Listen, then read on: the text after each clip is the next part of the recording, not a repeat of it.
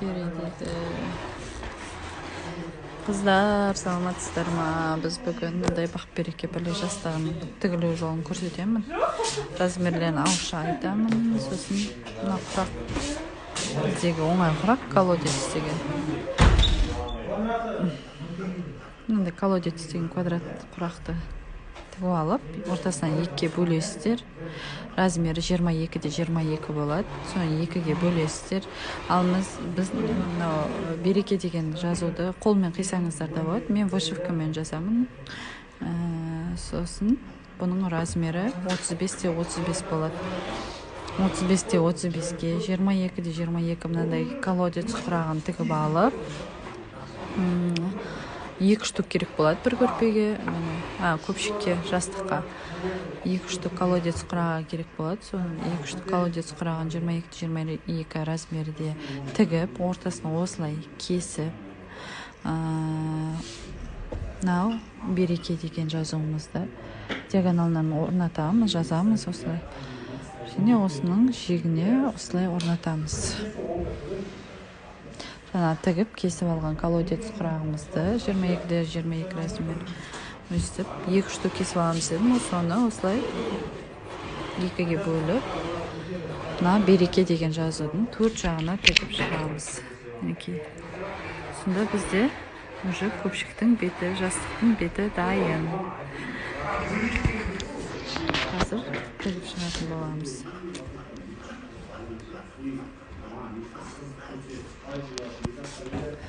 Қатып қалды ма, не болды мынау?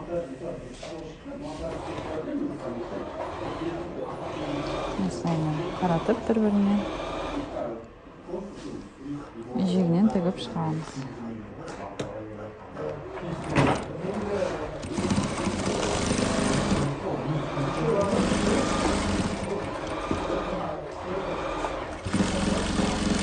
Бұл бізде декоративті жастық болғасын, шағындау болып шығады, обычный жастықтардан.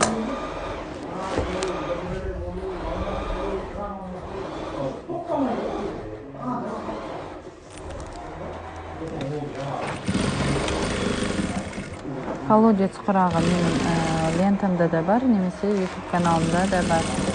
Инстаграмда IGTV-де сақталған. Колодец құрақтың тігілу жолы. Ал енді размерін 22-де 22 қылып тігіп аласыздар да, ортасынан 2 тігіс жүргізіп, бірінші дәл ортасынан диагоналынан бағалы 2 тігіс жүргізесіздер де, қатар-қатар дәл ортасын кесіп аласыздар. Сонда осындай жартысын бақ-береке бірлік деген жастық, декоративті жастық тігуге пайдаланамыз.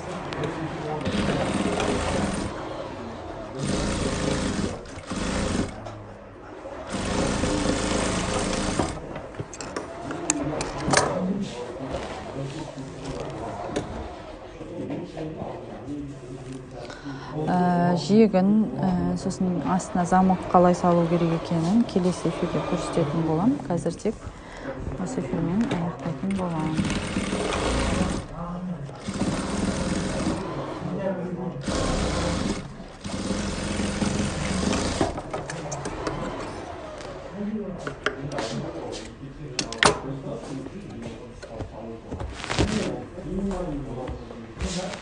Кішкене плюс-минустар қисайып кеткен екен, оның бәрін сөйлеп тігу керек негізі.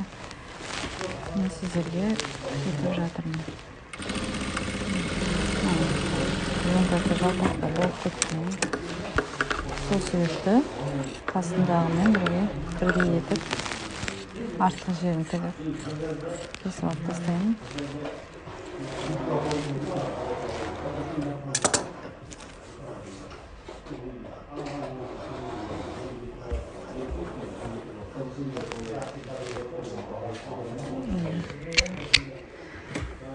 Отырсаңдар, бізде уже береке деген жастық дайын болды. Бақ деген жастық, бақ, береке, бірлік деген 3 жастық бізде наборда жүріп. Бұны бізге жастарға сыйға тартып, жаңалық көтеріп жатқан жастарға. Бақ, береке, бірлік үйімізде шаңның астынан кетпесін деген ниетпен.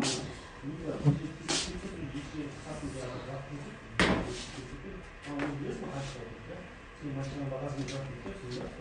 бақ бізде.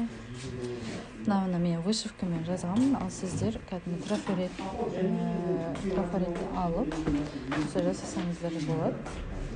Бақ, береке, одан кейін бірлік деген жазу. Бұны әдемілеп тігісін жатқызып, өтектеп шығамыз осыдан кейін. Бұл жастықтың көлемі бізде 50 сантиметр болады, общий размері 50 сантиметр болады. Жегіне енді қазір біз өлшеп қараймыз, мынау бізде 40 сантиметр шығып тұр. Жегіне мен 7 сантиметр полоскадан кесіп алып, жалғап шығамын. Содан кейін астын замогын конверт қылып жасаймын. Бұл жазуды мен өзім вышивальный машинкамен жазып шықтым жаңа ғана.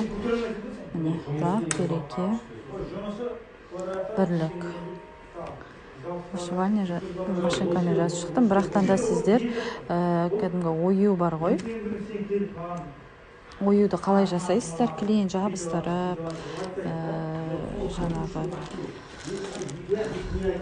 клейін жабыстырып, сызып, қиып аламыз ғой оюларды. Дәл солай етіп, осы жазуларды да дәл солай етіп, сызып, қиып алып, өстіп жабыстырып, жегін зигзагтап шықсаңыздар болады. Себебі көп адамда вышивальный машинка жоқ болғандықтан, ол жері қол жетімсіздеу болады.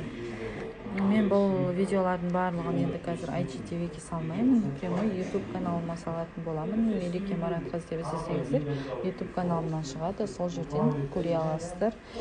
Замок салудың да оңай жолын сол жерде, осы көпшікке қазір замок салуды тігем, замок саламын.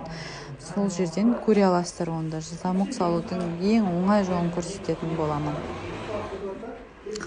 Тағы да қандай сұрақтарыңыз бар? Бұл бойынша түсінбеген жерлеріңіз болса, менен сұрап жіберсеңіздер болады. 1-2-3 минут уақытым бар, сіздерге жауап беретін. Бірлік бар жерде тірлік бар, дұрыс айтасыз. Өте әдемі сөздер. Бақ, береке, бірлік деген өте әдемі сөздер. Тағы да айта кетейін, мынау біздің бақ деген жазу жазылып тұрған квадратымыз бізде 35-35 сантиметр былай. Мынау колодец деген құрақ бізде, үлкен былай құрақ, соны екіге бөліп аласыздар. Размері бұл құрақтың бізде 22-22 сантиметр болып шығады. Мынау көзінің размері, қазір былай көрсеткенім түсініктірек болады шығар. Мынау бізде көзінің размері, мынаны біз көзі дейміз, бұның размері 5-5 сантиметр болады. Және ленталардың сантиметрін мен үнемі бүткіл құрақта 2-6 сантиметрден пайдаланамын. Лазермен кесемін, 2-6 сантиметрден кесіп шығамын. Осылай 22-22 сантиметр қылып квадрат тігесіздер. Осы колодец деген өте оңай құрақ, соны тігесіздер. Оны осылай 2 полоска тігіс жүргізесіздер, ортасын сызып алып, және дәл ортасынан кесіп шығасыздар. Сөйтіп кесіп шығып, мына жазудың бір бұрышына, мынаны екінші бұрышына тігіп шығасыздар.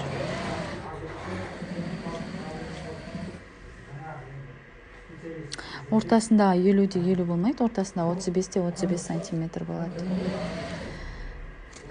Жастықтың өзі декоративті жастық болғасын 50-50 болады.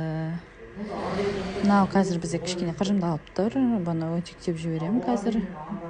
Тігістерін жатқызып, сол кезде өте әдемі болады. Одан кейін бұның жанына кант дейміз, суы дейміз, жегін салып тігіп шығамыз.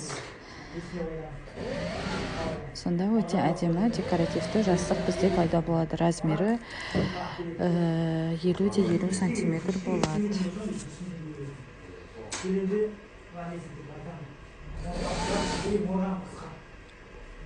Арнайы вышивальный машинка ғана жазады, жазуды басқа машинкаларды білмедім.